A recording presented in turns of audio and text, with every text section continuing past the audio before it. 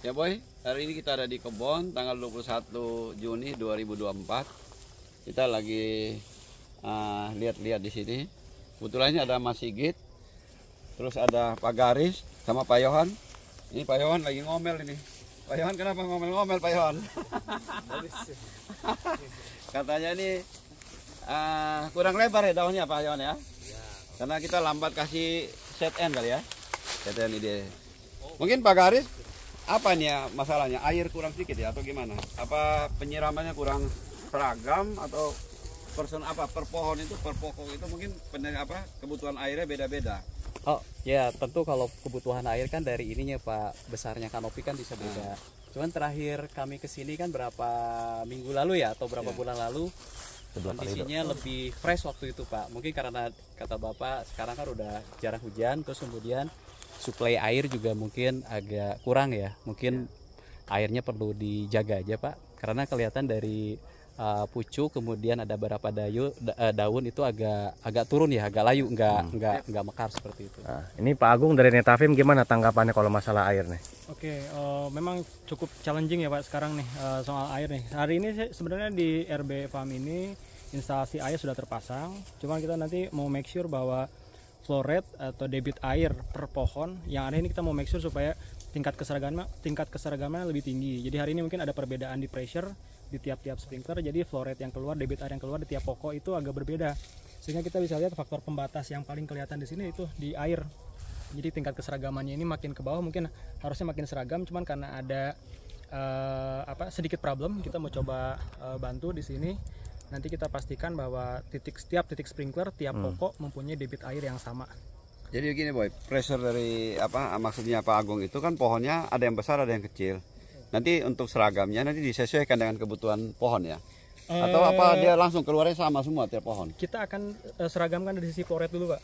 Jadi kan kalau dari umur pohon ini berbeda, ada yang berbeda. Berbeda-beda ya. Jadi nanti yang akan kita jaga adalah uniformity dari flow rate atau debit air dari setiap sprinkler. Yang hari ini mungkin masih ada beberapa perbedaan karena beda ketinggian, karena beda pressure yang nggak stabil dari jalur utama. Nanti kita mau make sure dengan teknologi yang kita punya untuk titik sprinkler dengan teknologi pressure compensate memastikan setiap titik sprinkler punya flow rate yang sama sehingga kecukupan airnya bisa lebih terjaga. Jadi Pak Agung ini mau bantu Boy. Pak Agung dari Netafim? Saya dari Jepson & Jason selaku distributor Netafim di Indonesia.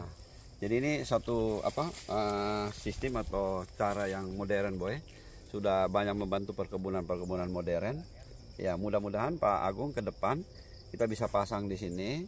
Kalau hasilnya bagus kita bisa kasih lihat ke teman-teman pekebun. Siap. Biar semua pekebun di Indonesia ini bisa sukses ya. Betul. Sukses itu karena apa? Untuk suatu perkebunan itu yang paling penting itu adalah air. Kita jangan bicara nutrisi dulu kalau belum ada air. Betul sekali. Nah selanjutnya kita memang mungkin mesti belajar juga apa yang namanya nutrisi. Betul, Ya, nutrisi itu penting sekali.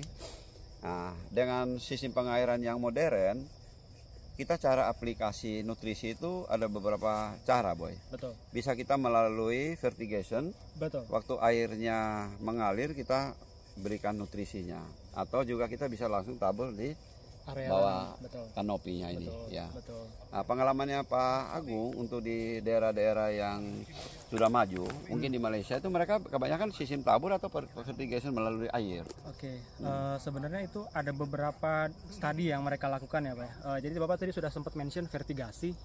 Jadi vertigasi itu adalah kalau saya bilangnya seni ya, seni dalam artian biasanya kita menabur pupuk itu secara tabur langsung, tapi karena sekarang pemupukan juga teknologinya semakin maju, tersedia pupuk-pupuk yang water soluble, di mana di situ kita bisa efisiensikan bukan hanya dari sisi penggunaan, tapi dari sisi pengerjaan yang selama ini tukang kebun atau penjaga kebun yang dia harus punya kerjaan nyiram juga, pupuk juga, dua kerjaan itu bisa dimix dalam satu aktivitas yang kita sebut vertigasi. Oh, jadi hematnya itu kita bisa lebih menghemat pekerja. Betul. Ya, itu bisa hemat pekerja 50% loh. Betul, ya. Tinggal kita nanti waktu bikin kebun kita arahkan bagaimana caranya untuk pengendalian ini rumput-rumput. Gulma, betul. Nah, gulma. Jadi kalau nanti kita udah bikin kebun, kita arahkan dengan kebun cara pencegahan gulma ini dengan mesin. Betul. Lebih hemat lagi ya. Lebih Jadi hemat negara lagi, maju itu pohonnya orangnya nggak terlalu banyak karena di samping gaji juga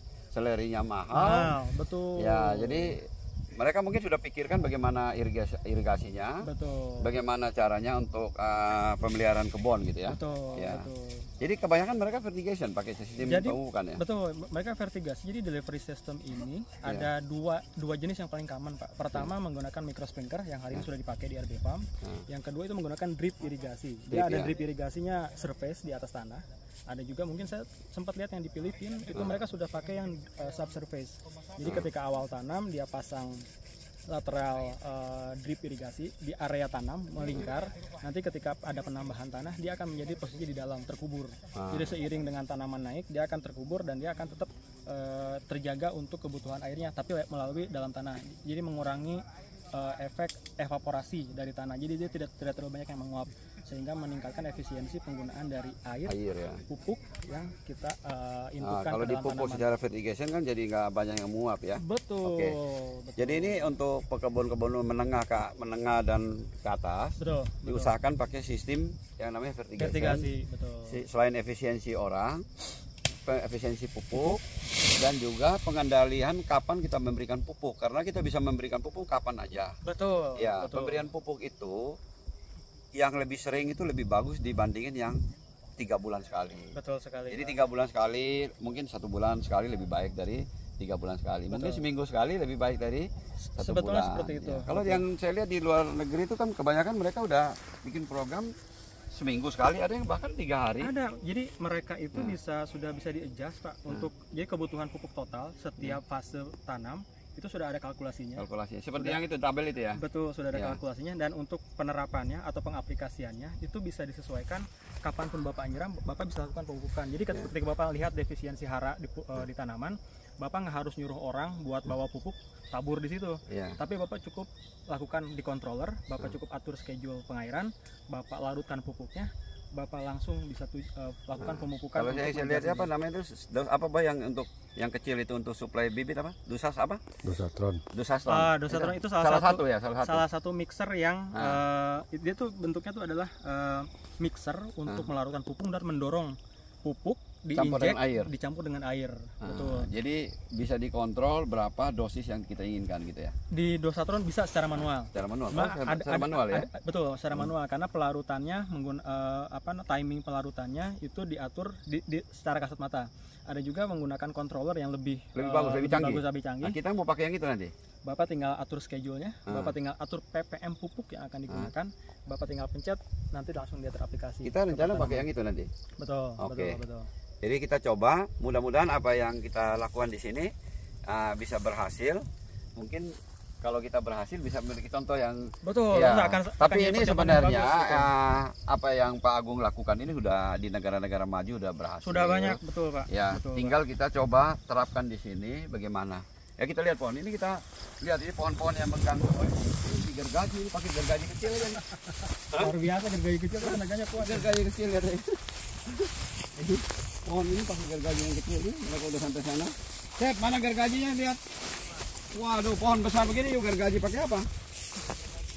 Kecil aja gergajinya. Coba lihat mana. Coba pohon ini besar ini. Jadi pohon-pohon yang ada nih yang mengganggu di kebun harus diambil aja semua nih. Jadi Papar ambil aja semua ya Papar ya? Gergaji kecil itu aja? Iya ya. Sekiranya mengganggu tanaman kita. Jadi ini gergaji ini beda sama gergaji yang biasa apa? Ketajamannya? Tajamannya beda. Terus ini enggak ada karat juga kan. Beda karat. Lebih kuat. Lebih kuat, lebih bagus. Bisa potong pohon besar begitu ya? Bisa. Itu. Contohnya itu. Oke. Nah sekarang Papar, Ya.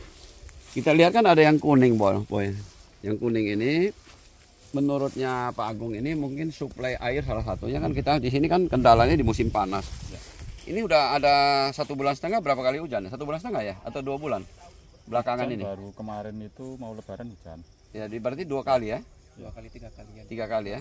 Ini Jadi- karakter pohon juga, Pak. Ini karakter pohon, ini pohon apa nih? Ini apa? Merah Banyuwangi. Oh merah Banyuwangi. Kemarin yang Papar potong merah Banyuwangi kok subur? Yang itu, yang mana? Oh subur ya? Subur itu. Oh yang ini? Berarti ini Papar mau TW juga? Kurang lebihnya nanti TW aja Papar? mending ditutup aja, Pak. Ya, Kalau titip dulu. kalau Ya. kita langsung potong di sini sangat panas. Panas ya? Ya. Jadi Pak Garis ini merah Banyuwangi, kita sekarang kita TW aja. Mau diganti apa, Pak? Nah, kita tanya sama Pak Johan dulu, boleh gak di TW nih Pak Johan? Kita kasih Bapak yang punya kebun. Ya Pak Johan ya? Soalnya komandan kebunnya nih ada di sini soalnya nih. Nah, hari ini gak bawa gunting lagi nih. Bapak ini kasih TW itu aja. Merah Banyuwangi ini kita ada 5, jadi kita rencana tinggalin 1, 2-nya kita 4-nya kita kasih ke Oci ya. Kemudian juga ada 1 Mimang ya. Sebenarnya Merah Banyuwangi katanya juga enak, tapi mungkin sekarang lebih modern Oci gitu ya. Tapi tetap ya kita coba ya, tetap ya jangan dipotong semua ya. Wah itu ada jeruknya lumayan ya. Itu di atas bagus itu. Nanti yang mengganggu potong-potong aja semua pohon set. Udah nggak usah di itulah. Ayo potong begitu nanti kalau mau itu baru TW aja. Jadi pendek potong jadi buahnya jadi nggak ini. Coba Boy tanya sama Pak Garis gimana. Pak Garis kan kemarin 1 minggu 1 bulan yang datang 1 bulan yang lalu ya datang sini. Nah gimana perubahannya nih? Ada masalah di pengairan mungkin? Tadi aja Pak air. Ya. Air aja. Lihat dari daun. Tapi ya masih dini kan ya, kita identifikasinya cepat kan ya air, apalagi sekarang kan menjelang musim kemarau kan ya Pak. Iya. Biasanya juga nanti untungnya ini kan baru tahun ketiga. Nah ini kalau tahun depan atau 2 tahun lagi Bapak kan harus mulai belajar berbuah. Iya. Itu faktor ya tadi disebutin sama itu juga ya air tetap penting. Ya ini kurang lebih ada 40 harian ini baru hujan 2 kali nih. Ya ini di tempat ini ya. Tapi kita di Serpong hampir tiap hari loh. Seminggu 3-4 kali bulan gede-gede loh hujannya di daerah Serpong. Pengaruh. Tempat Mas Sigit hujan nggak Mas Sigit? Gimana Pak? Yang di apa Jasinga? Masih dikit-dikit. Tapi di Serpong kita lapangan golf aja sampai itu becek. Di sini jarang. Jarang. Baru 2 kali bener ini. Oh di Jasinga juga udah mulai ini datang ini sudah mulai masuk musim kemarau ya. Ini usia masuk berapa tahun nih Pak Priyo? Ini 2 tahun lebih, 2 tahun kira-kira 28 bulan lah ini. 2 tahun 4 bulan. Kita tanam itu bulan 4. Bulan 4. 2 tahun 2 bulan berarti. Sekarang bulan 6 ya, 2 tahun 2 bulan. Rata-rata itu. Ada yang 2 tahun, yang sebelah sana mungkin 2 tahun kurang ya makin ke sana. Jadi yang di sini yang kita tanam ini dengan bibit yang kira-kira 2 meter dari dongkelan. Nah, kebetulan Papar punya pengalaman ini. Papar udah hampir 20 tahun. Jadi dongkelan itu benar-benar dibikin sehat benar, ditanam. Jadi langsung runningnya bagus, cukup bagus. Nah, cuma ini masih sedikit pengalamannya nih ya. 2 meter ditanam sini kan kita udah tanam 26 bulan. Waktu kita tanam 2 meter kan umurnya mungkin udah 2 tahun. Jadi pohon ini umurnya harusnya udah 4 tahun ya. Cuma dia mengalami proses stres waktu di dongkel. Biasa berapa lama tuh Pak Garis proses stres? Ada 5-6 bulan atau gimana? Ya tergantung tempat mungkin Pak. Saya nggak bisa pastikan berapa ini kan. Ya, tergantung mereka cara dongkelnya sama karantina ya. Nanti salah satu cirinya kalau dia udah bisa pelasing kan berarti ya udah. Iya. Itu aja aman. Jadi kalau menuju CN rasionya maksudnya ya? Ya. CN rasio itu apa kira-kira Pak Garis yang banyak orang yang tanya? CN rasio 18, ada yang 20 gitu ya. Singkatnya kalau itu nanti lebih kalau secara singkat nanti kan Bapak mau kalau tanaman udah bisa berbuah kan berarti kita CN rasionya kan diperkecil, maksudnya karbonnya yang diperbanyak Bapak mulai masuk pupuk. Yang nitrogennya kita rendahin ditekan. Karbonnya dari udara ya, karbon CO2 atau apa? Karbon dari karbon mana? kan selain dari udara juga. Apa yang dari apa? Dari tanah, dari nutrisi atau apa? Dari apa karbon itu kan. Terus ya nitrogen ya kita press kalau CN rasionya masih CN rasionya masih kecil alias nitrogennya terlalu tinggi ya Bapak nanti ya banyak fasenya lebih vegetatif ya. Seperti itulah. Jadi N yang kita tekan biar C-nya naik. Jadi kalau pohon stres itu kan salah satunya N-nya turun ya. Makanya kejadian bunga itu selalu di musim-musim kemarau ya. Karena kalau musim hujan kan nitrogennya banyak. Nitrogennya tinggi ya. Dari air hujan banyak masuk. Tadi saya lagi ngomong juga sama Mas Sigit. Ke depan ini Mas Sigit ini mau bikin seminar. Bagaimana caranya namanya ilmu bumi yang ada proses yang kita bilangnya aperilion sama perilion. Aperilion itu letak bumi terjauh dari matahari. Perilion itu letak bumi terdekat dari matahari. Dari situlah prosesnya mungkin kita belajar. Dari situ nanti kita lihat bulan-bulan tertentu panas mataharinya, tanamannya stres, kita harus kasih apa? Mungkin salah satunya biostimulan yang kita kasih ya. Nah, kalau kita di selatan garis khatulistiwa sama utara itu kan beda. Di utara mungkin ada secara alami 2 kali periode untuk proses produksi ya untuk masuk ke musim bunga keringnya ya. kan, musim Ya keringnya di atas bulan bisa Februari, Maret dan bulan Juli, Agustus ya. Kalau kita di selatan mungkin sekitar Agustus September gitu ya. Ya mungkin Mas Sigit ke depan itu harus bikin satu program ya. Jadi bagaimana petani pada saat-saat tertentu seperti kita kemarin melewatin bulan Mei Mei tanggal 29 sampai 9 Juni itu memang panasnya luar biasa. Kebun kita terapin, kita kasih penyemprotan biostimulan. Dalam hal ini kita pakai asam amino yang kita bikin dari ikan ya. Ya mungkin nanti kita menghadapi bulan November akhir juga nanti akan kejadian seperti begitu. Mungkin banyak sekarang yang pohon-pohon durian kan stres karena panas yang berlebihan. Tapi di daerah tertentu masih ada hujan. Seperti di Serpong dan sekitarnya itu banyak hujan itu. Ya. Nah, ini kebetulan kita ada dari Netasin. Hari ini kita mau coba perbaiki kita punya pengairan. Ya nanti Pak Johan sama Pak Garis bagaimana ke depan supaya bisa lebih bagus lagi. Tetap pupuk masuk rutin. Ya, beberapa pokok juga sebetulnya kan memang udah bisa untuk belajar. Iya. Tapi mungkin kita nggak mau terlalu banyak juga Pak. Maksudnya satu pokok mungkin nggak bisa lebih dari 5 dulu mungkin. Gitu. Ya untuk belajar sih Pak. Untuk belajar. Dicoba ya. Ini kalau Dicoba ya. Tapi kalau dilihat yang ini sedikit-sedikit banyak yang rontok ini. Atau mungkin ada yang jadi. Gimana Pak Johan prediksinya? Nanti saya lihat. Ini kita ahli pruning kita nih, boy. Ahli pruning kita boy. Tapi ahli pruning nggak bawa. Ini udah bunga. Mana bunganya coba? Saya nggak bisa pruning lagi, udah pruning. Di bawah kemarin ada nggak? Mana? Nggak kelihatan. Ini oci ya? Oh iya, ada tuh. Oci nih. Ini dicatat untuk buahnya untuk Pak Johan aja lah. Ya. Pak Johan pokoknya. Pak Johan ini buahnya buat Pak Johan, mesti datang ke sini sering lihat. Favorit lah. Ini dia. Pak Paru ada berapa yang coba Pak? Pak Garis maunya di sini. kemarin ada. Ini kurang lebihnya 8 sampai 10. 8 sampai 10 yang stres. Tapi ini bukan stres ya? Enggak Pohonnya stres cukup ini. subur ya? Enggak stres. Lah ini Pak Yohan, ini pohonnya cukup subur, enggak stres. Ini kan ada buah. Udah ada 10 pohon berbuah. Ya kayak gini ada 10 pohon. 10 pohon. Katanya kandungan C organik di dalam Kalau mungkin di Tinggi ya. makanya pemicu mungkin akan sangat lain. Oh, ini natural ya. Ya, nggak ada pemicunya. Pemicu udah berbunga ya. Baru persiapan nih Mas Boy, malah udah duluin ini ya Mas Boy. Begitu panas, ngomong sini panas benar. Ya seperti yang saya ngomong. Yang sana malah gede-gede bunganya, posenya. Itu. Sana. Iya, itu tuh. Kenapa supaya ditahu Yang mana? Ayo coba Papar kasih tahu. organiknya tinggi, dia tanaman nggak bisa spray. Pohonnya kecil. Gini. Iya, kalau dia lemah, tanaman lemah, penyerangan penyakit itu makin ini ya. Saya dulu datang sini masih gersang. Sekarang lebih hijau, menarik. Effortnya gimana Pak untuk bikin? Jadi ini sebenarnya kita baru belajar step by step. Yes. Ini ada apa namanya nih, bagian apa namanya nih, jenderal lapangannya kita nih. Selain Pak Par, ini ada Pak Yohan sama Pak Galis.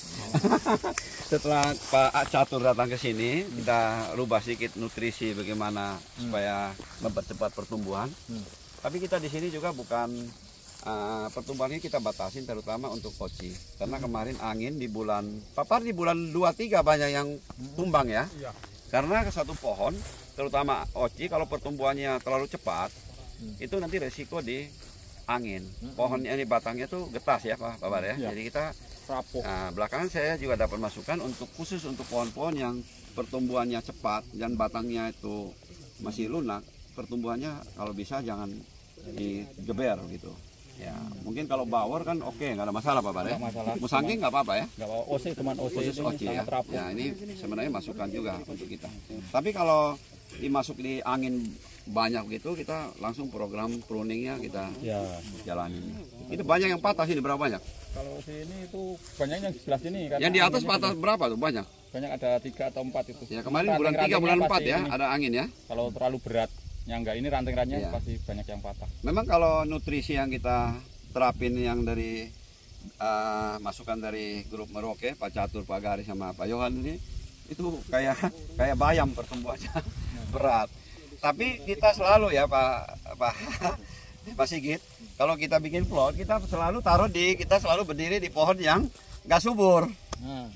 nggak subur. Yes. Supaya ini pemacu juga untuk orang anak-anak kebun sini, papar mereka untuk memperhatikan yang nggak subur supaya bisa seragam. Ya, kadang-kadang kalau kita bikin yang subur aja, ya kita nggak pernah lihat yang nggak subur, kita nggak bisa belajar gitu. Ya, ini papar yang lebih tahu, Pak Masih coba bisa tanya, papar, bagaimana papar? Bagaimana papar effortnya bikin kebun berapa nih 2.700 pohon?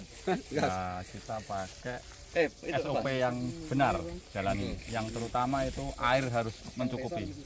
Air terutama. Air, setelah air mencukupin baru kita terapkan cara teknis pemupukan yang secara benar. Kita udah ada konsultan di sini, ada Mas Boy juga sering ngasih pengarahan sama kita. Semuanya saling saling membantu ya di sini. Nah, jadinya kita jalanin juga sangat enjoy, sangat enak, dan tinggal perawatan pengamatan di lapangan. Agung gitu. Ya, Mas Sigit, ini kebetulan ada Mas Agung ini. Mas Agung ini akan merubah sistem pengairan kita yang ada. Memang sistem pengairan kita yang ada sebenarnya secara garis besar sudah cukup bagus. Cuma saya kurang puas setelah saya berunding dengan Pak Agung ini, bahwa sistem yang mereka pakai itu dari Netafim ya. Netafim itu nanti kita pemupukan dan lain-lain itu bisa pakai vertigation.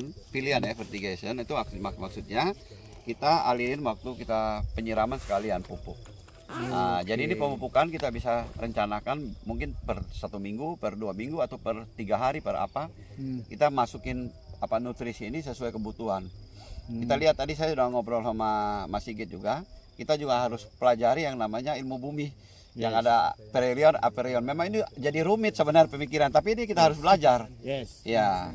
Nah, Mas Agung gimana? Kira-kira setelah lihat ini, masukan apa yang ke depan?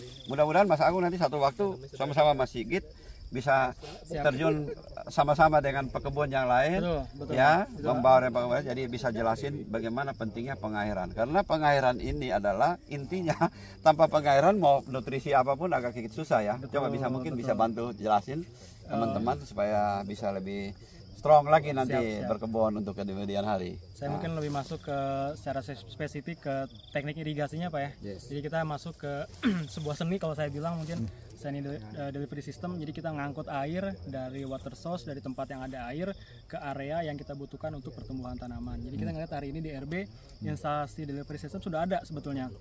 Dari titik air di sini menggunakan sumur, air irigasi sumur yang dialurkan melalui gravitasi ke kurang lebih 1.200 tanaman yang kita lihat di sini. Itu sebenarnya sudah cukup memadai, cuman memang ada tantangan yang mungkin waktu itu ada sedikit tidak terhitung, yaitu tantangan ketinggian. Jadi di mana ketinggian ini yang bisa mempengaruhi tekanan air, sehingga untuk beberapa area yang ketinggiannya lebih tinggi daripada area mainline, dia mendapat debit air paling kecil. Jadi itu jadi faktor pembatas yang secara visual itu bisa terlihat di sini.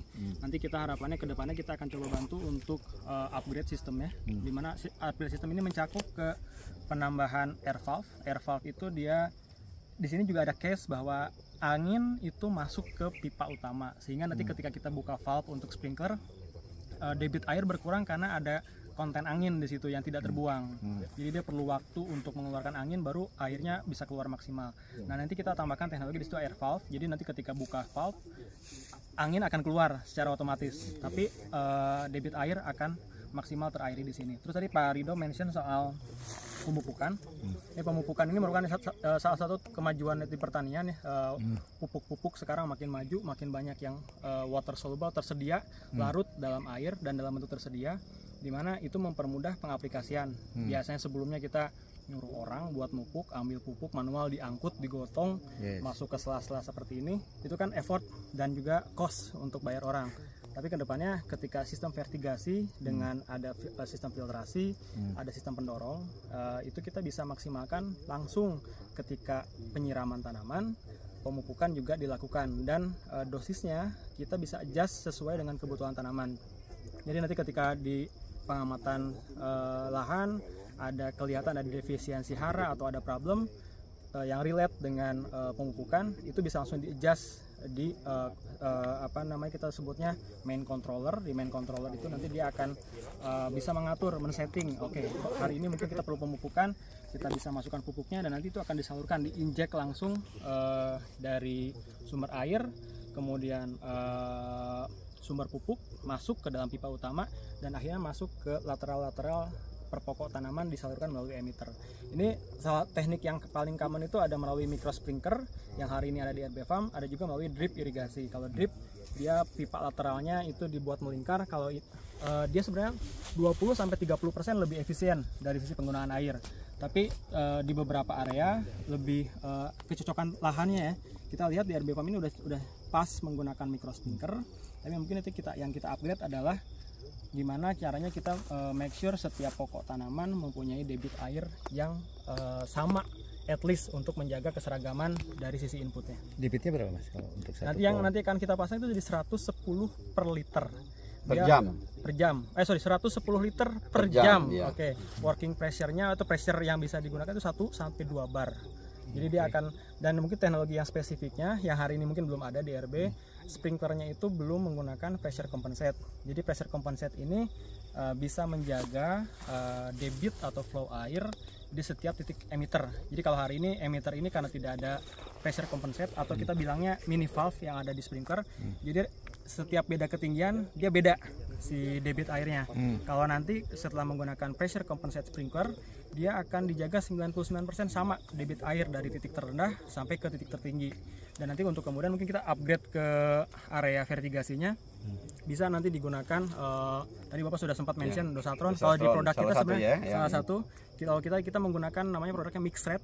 Mixed red ini adalah injektor yang bisa digunakan untuk mengambil pupuk dan mix langsung melalui air di saluran utama pengairan untuk tanaman.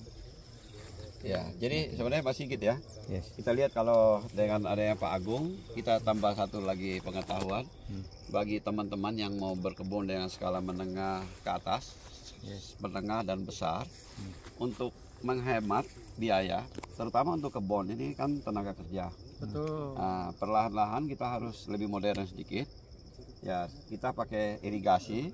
Nanti mungkin dari situ bisa pakai vertigation, pemupukan dengan air. Dan lahannya itu kita siapkan supaya nanti untuk pengendalian rumput, gulma dan lain-lain pakai mesin. Sehingga nanti tenaga kerja kita bisa lebih efisien. Nah, dan sistem penanaman lagi kita tambahkan kalau bisa nanti di sini sistem busut atau guludan yang besar ya. Nah, sehingga nanti tanaman bisa terkontrol juga. Betul. Ya, kalau tempatnya rata, nanti kalau hujan tergenang air nanti kan akarnya mengalami kerusakan atau ini. Nah, jadi kalau kita udah ada busut atau guludan besar, kita hitung kebutuhan airnya sesuai dengan umurnya tanaman. Ya, begitu kira-kira ya. Ya, dan satu hal lagi, siram air ke pohon itu harus sampai ke akarnya. Ya, minimum 30-40 cm. Ada yang cuma siram di atas, lihat basah, Cepat nguap, nggak sampai ke atas, tidak ada penguapan. Nah, dan waktunya bisa 2 atau 3 hari. Kalau panas sekali 2 hari sekali. Kalau temperaturnya agak mendukung 3 hari sekali. Kira-kira begitu Pak Agung ya? Kurang lebih sebenarnya kalau kita ngomongin secara general Pak, kebutuhan tanaman durian itu untuk air di fase vegetatif generatif itu kita sebutnya 4 mm per hari, atau kurang lebih kalau kita kita konversi menjadi meter kubik itu 4 meter kubik per hari. Yang itu kita bisa bagi, nanti kalau udah ada sistem controller itu kita bisa bagi 4 meter kubik atau 4.000 liter ini akan dalam satu hari kita akan delivernya berapa kali gitu, bisa per setengah jam. Berapa pohon gitu? Itu nanti konversinya dari 4.000 itu dikonversi ke jumlah pohon per jumlah hektar pohon, sesuai dengan umur pohon ya? Sesuai dengan umur pohon, betul. Jadi memang ada template hitungan awal yang memang sudah kita ambil dari berbagai macam area, kita mixing jadi general angka rata-rata tuh di 4 mm per hari atau 4 meter kubik per hari. Nanti tunggu di seminarnya Pak Sigit, Pak Agung akan datang. Di situ ada tabelnya. Siap. Jadi pertumbuhan 1 tahun, kebutuhan air berapa, kebutuhan nutrisi juga ada di situ. Nanti akan disempurnakan oleh master kita Pak Catur. Dan di sini juga ada Pak Garis, ada Pak Johan. Nah, ini orang-orang yang mau berbagi bagaimana caranya. Mas Sigit ini luar biasa. Pontang-panting dari Malaysia, Thailand, kemana-mana, seluruh Nusantara udah putar. Kebutuhan air sehari pohon segini juga Pak? Oke, kalau kita asumsikan ya Pak ya, kalau kita hitung turunan dari 4 meter kubik per hari itu, kita bagi dalam satu area, misalkan ada 100 pokok atau 100 pohon. Sebenarnya itu dapat angka optimumnya itu di 400 liter. Tapi 400 liter itu kita perlu adjust. Kalau kebanyakan air, itu kan pertama jelek untuk tanaman. Kedua, gulma. Jadi ada adjustment dilakukan di tiap area. Kalau di Indonesia ini yang kita temukan, angka yang paling idealnya itu di range 100 sampai 200 liter per hari. Yang itu nanti bisa kita bagi selama 8 jam pekerjaan dari jam 12 jam, 6 pagi sampai 6 sore, atau misalkan 6 pagi sampai 5 atau 4 sore, kita bisa bagi itu pengairannya. Kalau sudah sistem otomatis mau per setengah jam, per 1 jam, debitnya disesuaikan untuk mencapai angka target 4 meter kubik atau 2 meter kubik dalam satu hari. Per pokoknya berarti kurang lebih 200 sampai 400 liter. Nah, waktunya apa? Mesti pagi atau sore aja. Jangan waktunya. Nah, ini penting sekali. Ini ada sedikit perspektif mungkin yang saya tambahin Pak. Karena rata-rata gini, kita kan siram rata-rata pagi apa sore gitu kan. Sebenarnya kalau kita sudah pakai sistem otomatisasi, itu kita bisa lakukan setiap saat, kapanpun. Dan kalau kita ngelihat idealnya, kan sebenarnya ketika kita haus, itu kita kasih airnya gitu kan, kalau kita asumsikan sebagai manusia. Nah, kalau dengan sudah menggunakan sistem irigasi, ketika tanaman kita bisa adjust, oh ini suhunya naik, kita bisa setting. Misalkan dari per seharinya bisa 4 shift, jadi 8 shift per hari. Jadi tanaman itu dijaga supaya tidak kekurangan air. Kemudian ada prinsip lain itu Pak, adalah saya juga baru dapat nih ilmunya. Jadi drip irigasi sama teknologi drip irigasi ini mengajari tanaman supaya nggak usah nyari nutrisi jauh-jauh. Kadang-kadang durian itu punya akar yang memanjang ke dalam gitu kan. Kenapa? Karena dia sensornya melihat bahwa ini tidak ada nih nutrisi atau mencari terus gitu kan. Tapi kalau kita pakai drip atau sistem irigasi gitu kan, kita bisa pastikan ketersediaan air setiap saat. Jadi dia akarnya nggak usah jauh-jauh nyari-nyari, dekat aja nih, strukturnya tetap ada di situ. Jadi dia bisa optimum untuk pertumbuhan ke atas. Oke, menarik. Kita harus patut tunggu, Boy. Tapi kita mesti dengar Pak Johan juga. Ini kan ahli tanah kita. Bagaimana? Kira-kira Pak Johan? Setuju aja dia. Setuju semua itu. Nah, cuma mungkin ada tambahan. Tambahan apa? Tambahan kira-kira. Ya kan tadi ada air, pemberian nutrisi kapan waktunya. Atau gimana? Tadi kalau Pak itu bilang dari air kan kita bisa nutrisi kita bisa kasih kapan aja. Kita bisa per 3 hari atau menurut Pak Johan gimana? Betul, Pak. Jadi kalau menurut saya kita kalau misalnya ngomongin nutrisi sudah beberapa bab.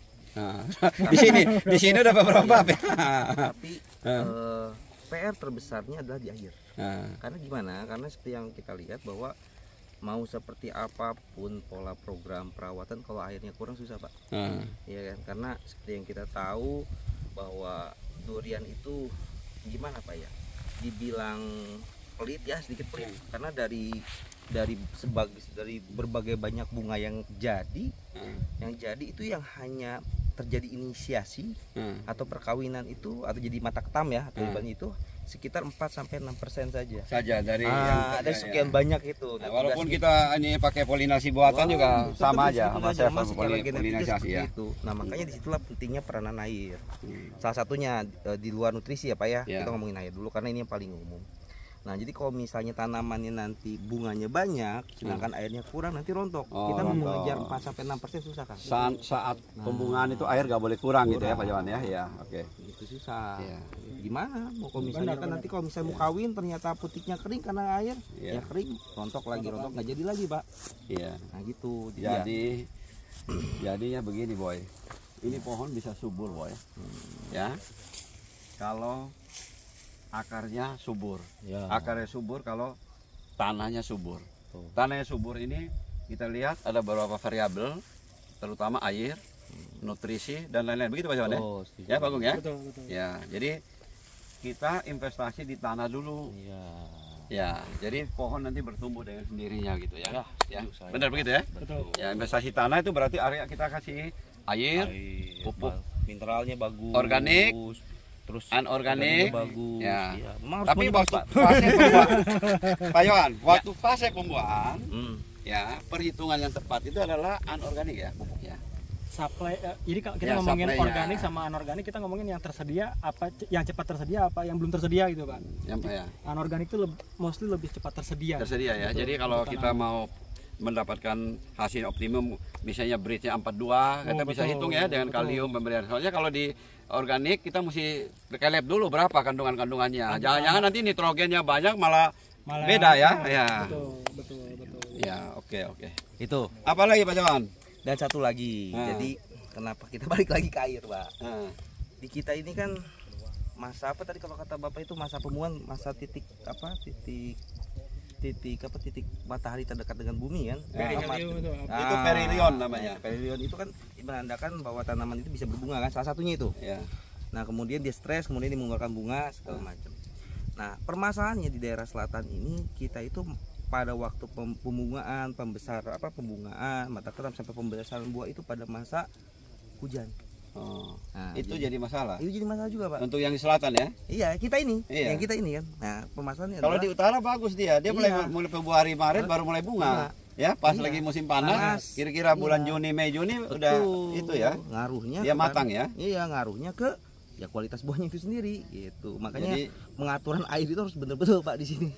Ya, kalau musim hujan kita mesti kontrol. Kontrol juga gitu. Jadi makanya kalau misalnya siram, kalau misalnya musim hujannya udah berlebihan ya nggak usah disiram gitu maksud saya gitu, Pak. Kita tutup pakai plastik. Ada, Pak. Ya gitu di kanopi kita tutup plastik. Bahkan sekarang ya ada lagi di Malaysia. Dia bikin itu greenhouse. Ada greenhouse. Pendek-pendek. Memang sekarang dia di Chimki. Memang dia sekarang udah pakai sistem nggak boleh terlalu tinggi antara kalau dia bilang itu 6-7 meter. Nah, 6-7 meter. Jadi kalau greenhouse itu biasa kan bisa 8 meter sampai 12 meter. Ya, itu bisa kontrol. Tadi Pak Rido ngomongin berikan namanya misalnya masalah beri itu kemanisan, tinggal kemanisan. Iya, kan adalah perbandingan antara kadar gula sama air. Kalau misalnya dari pupuk ya boleh pembentukan glukosa atau fruktosanya bagus nih, mau pupuk nutrisi segala macam. Tapi ketika hujan tanaman itu kan apa yang ada di serapan. Ketika pembesaran dinaikin air terus ke atas ya, jadi ntar glukosanya turun, kadar airnya naik. Jadi ya gimana? Jadi kayak teh manisnya kelebihan airnya tetap aja. Boy, terakhir nih Boy, kita mau ngomong sama Pak Par sama Pak Garis ini. Bagaimana? Lagi berunding apa nih? Itu Bro. Ini penutupannya Boy. Keadaan ini kita lihat kebun kita ini yang terakhir ini Pak Garis sebulan sekali. Pak Garis. Baik penutup bagaimana Pak Garis? Pak Par. Pak Par, tadi cuman ngobrolin ini Pak pucuk pucuk ya. Kata Papa saya tanya Pak ini udah pucuk keluar berapa? Kata Papa ini udah 3 kali. Tiga ya. Ya, jadi kan durian ini kan suka keluar pucuk Pak, berapa bulan? Itu per generasi dari mulai keluar sampai matang kembali daun tua itu 45 hari ya? Ya, kurang lebih ya. Kurang lebih 30-45. Ya. Nah, tahun ini kata Papa saya tanya udah flushing 3 kali. 3 kali. Berarti nanti tahun depan beberapa tahun ke depan kita ada gambaran. Jadi kalau kebun ini jadi pas nanti kira-kira pas pembesaran buah atau lagi pembentukan buah ya pucuknya udah keluar duluan kan Pak. Kan ada beberapa kebun justru ya ketika pembesaran pematangan buah kan pucuk keluar. Nah itu kan nanti dari nutrisi kan ini nitrogen, yang satu lagi kita butuh kalium kan untuk pembesaran. Ya nggak apa-apa, tinggal nanti pucuk itu supaya dia nggak manjang ya kita harus cepat tuain kan daunnya supaya kita stop. Kayaknya ada beberapa mungkin kebun yang pakai fungisida yang penahan itu kan. Atau yang kalau menghambat nutrisi pertumbuhan ya. pucuk. Kita pakai yaitu kalau nutrisi ya PK tinggi kan, pupuk PK tinggi kayak MKP misalnya kan, seperti itu. Itu di foliar aja. Ya di foliar, di kocor, di foliar bisa seperti itu Pak. Untuk menghambat supaya nitrogennya non nitrogen kan, MKP kan mono kalium fosfat kan? Iya, nggak nitrogen, nggak ini lagi. Oke Pak Boy, jadi kita udah lihat dengar hari ini kesulitannya di musim panas itu umumnya kita harus air ya. Di samping juga nutrisi. Kemudian kita mempersiapkan ke depan. Jadi Pak Garis sudah jauh-jauh hari juga udah kasih tahu Pak Par. Kita persiapan mulai tahun depan kita memasuki fase generatif, hampir mungkin 30-40% pohon kita udah bisa ya Pak Garis ya?